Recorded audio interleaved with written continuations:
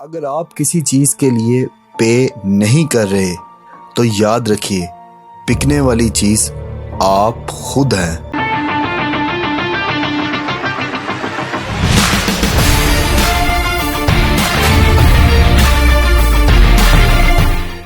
The social dilemma 2020 की American documentary film है जो डायरेक्ट की है जेफ ओलास्की ने और प्रोड्यूस की है लार्सा रोड ने। इस मूवी में सोशल मीडिया के नुकसानात पे बात की गई है कि किस तरह से वो हमारा ध्यान अपनी तरफ खींचते हैं और हमें एडिक्ट बनाते हैं सोशल मीडिया का। इस डॉक्यूमेंट्री की खास बात यह है कि इस डॉक्यूमेंट्री में कोई भी आम इंसान बात नहीं कर रहा।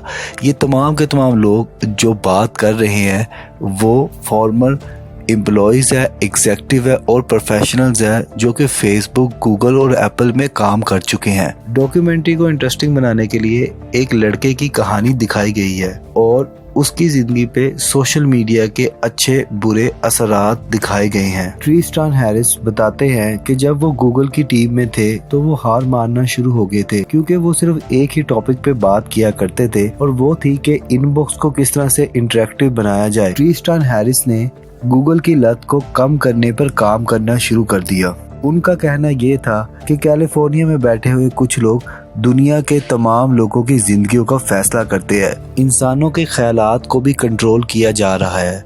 अब ये गूगल डिसाइड करता है कि आपको कौन सा मैसेज, कौन सी वीडियो, कौन सी नोटिफिकेशन किस टाइम पे दी जानी है। वो एक प्रेजेंटेशन बना के अपने कोलीग को सेंड करते हैं और उनके कोलीग भी कहते हैं कि हमारी जिंदगी पे इसके बैड इफेक्ट्स हो रहे हैं और यकदम एक हलचल होना शुरू हो जाती है। लेकिन कुछ ही दिनों बाद और तमाम चीजें नॉर्मल हो जाती है जैसा कि कुछ हुआ ही नहीं था। टिम कैंडल जो कि फेसबुक के फॉर्मर एग्जेक्टिव थे, इनका काम था कि फेसबुक पे किस तरह से पैसे कमाए जा सकते हैं। इन्होंने फेसबुक के लिए एडवर्टाइजिंग मॉडल क्रिएट किया। अजा रास्किन जो फॉर्मर मोजिला लैब्स के एम्प्लॉय है बताते हैं कि क्योंकि हम गूगल, फेसबुक और यूट्यूब यूज करने के पैसे नहीं देते, वो पैसे एडवर्टाइजिंग कंपनी पे करती है। वो कहते हैं कि ग्राहक वो लोग हैं और बेचा हमें जा रहा है। कहते हैं कि अगर आप किसी चीज के पैसे नहीं पे कर रहे तो बिकने वाली चीज आप खुद हैं। लोगों को लगता है कि गूगल सिर्फ चीजें ढूंढने की जगह है और फेसबुक दोस्तों की पिक्चर्स को लाइक करने की जगह है, मगर ऐसा नहीं है। दरअसल ये Facebook, Snapchat, Twitter, Instagram, YouTube, TikTok, ये तमाम कंपनीज का मॉडल ही हमें स्क्रीन के साथ बांधे रखना है। इनका मकसद सिर्फ यही होता है कि हमें ज्यादा से ज्यादा इस इंसान को अपने साथ बांधे रखना है। आप अपनी जिंदगी का कितना हिस्सा हमें दे सकते हैं। जस्टिन जो गूगल के फॉर्मर इंजीनियर है बताते हैं कि इंटरनेट पे बहुत सी सहूलियत फ्री होती है, मगर असल में एडवर्टाइजमेंट कंपनीज इन्हें पे कर रही होती है। बदले में वो हमें उनकी एडवर्टाइजमेंट शो करता है। अब इस केस में हमारे ध्यान को बेचा जा रहा होता है और हमें इस चीज का इल्म भी नहीं होता। डॉक्टर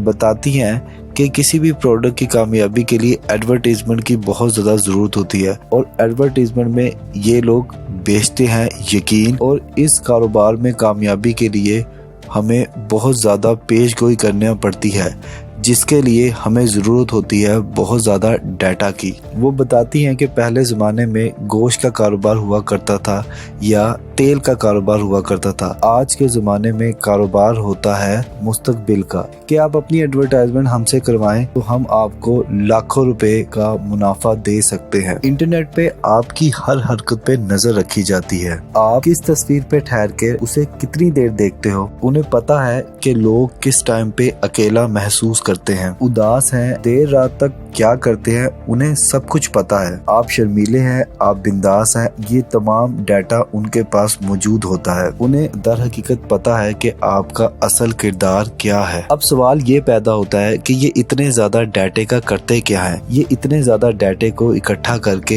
एक मॉडल बनाते हैं जिसका काम प्रेडिक्शन करना होता है। वो हमारी तमाम हरकत से एक ऐसा मॉडल बनाते हैं जो कि ये बात का फैसला कर सकता है कि हम अगला डिसीजन क्या बना लेंगे। हमने जो पिक्चर्स देखी, जो वीडियोस पे लाइक किया, जहाँ पे डिसलाइक किया, जहाँ पे कमेंट किया, इन तमाम से एक मॉडल बनता है। फिर उस मॉडल से ये जान सकते हैं कि ये इंसान नेक्स्ट क्या करेगा, आप कहाँ जाओगे, आप किस तरह की वीडियोस देखोगे, आप पे किन जज्बातों का असर होगा, ये तमाम बातें जान सकते हैं। ऐसी तकनीकी कंपनी के 3 मकासद होते हैं। पहला है एंगेजमेंट, कि आप इनके साथ जुड़े रहे और इनका इस्तेमाल करते रहे। दूसरा है ग्रोथ, यानी कि ज्यादा से ज्यादा और बार बार लौटे, दोस्तों को बुलाए जो कि अपने दोस्तों को बुलाए। और तीसरा है रेवेन्यू, कि जिससे कंपनी वाले ज्यादा से ज्यादा कमा सके। अब एक फैमिली दिखाई जाती है जिसमें एक माँ अपने बच्चों को मोबाइल से दूर रखने की नाकाम कोशिश करती है। वो अपनी फैमिली मेंबर्स के तमाम लोगों का मोबाइल पकड़ के एक जार में डाल देती है और उस जार पे टाइमर सेट कर देती है। 1 घंटा अब हम आपस में बातें करेंगे। उस औरत की छोटी बेटी मोबाइल लेने के लिए जार की तरफ लपकती है, मगर जार पे टाइमर लगा होता है। वो गुस्से में आके जार को बुरे तरीके से तोड़ देती है और उसकी माँ बहुत परेशान हो जाती है और वो लड़की अपना मोबाइल लेके ऊपर चली जाती है और सारी फैमिली परेशान हो जाती है कि इसको इतनी बुरी लत कैसे लग गई कि ये 5 मिनट मोबाइल के बगैर भी नहीं रह सकी। फेसबुक के फॉर्मर एग्जीक्यूटिव कहते हैं कि हम एक ऐसी चीज बनाना चाहते थे जिसकी आपको खुद ही लत लग जाए।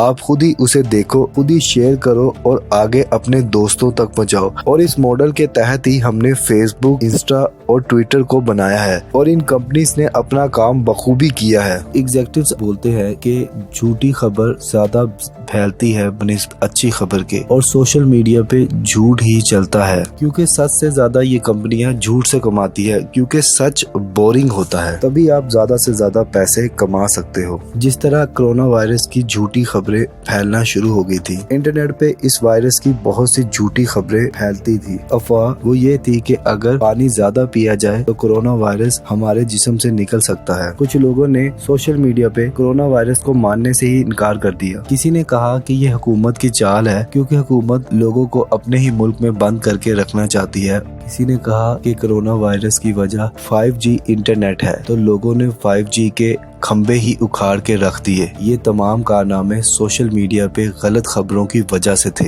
ये डॉक्यूमेंट्री कंक्लूड इस पॉइंट पे होती है कि टेक्नोलॉजी बुरी नहीं है, इसका इस्तेमाल बुरा है। हमने जब लाइक बटन बनाया था तो हमारी उम्मीद ये थी कि इससे दुनिया में रोशनी आएगी, मगर आज लाइक्स ना मिलने की वजह से लोग परेशान हो जाते हैं और बात सुसाइड केसेस तक भी पहुंच जाती है। इंक्लूडिंग पॉइंट ये है, हमें ऐसी डिवाइस नहीं बनानी जो लोगों को अपने साथ बांधे रखती है, बल्कि हमें ऐसी डिवाइस बनानी है जो लोगों की जिंदगी में आसानी ला सके, लोगों का फायदा कर सके।